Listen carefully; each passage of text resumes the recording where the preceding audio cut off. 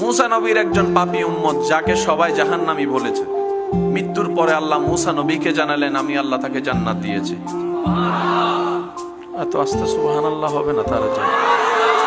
মুসা নবী বললে, আল্লাহ তুমি কাদের কাদির, তুমি চাইলে সব করতে পারো, কিন্তু আমাদের একটু জানার অধিকার তো আছে, কেন দিলা? রব বলে যে সে মৃত্যুর আগে এমন একটা কাজ করেছে, আমি আল্লাহকে খুশি করে ফেলেছে। আল্লাহ কি কাজটা করলো? বলে যে একটা কুত্তারে পানি খাওয়াইছে। আল্লাহ পাক বলে, মুসা কুকুরকে পানি খাওয়াইছে, আমি রবের দিল খুশি হয়েছে, আমি রব খুশি হয়েছি।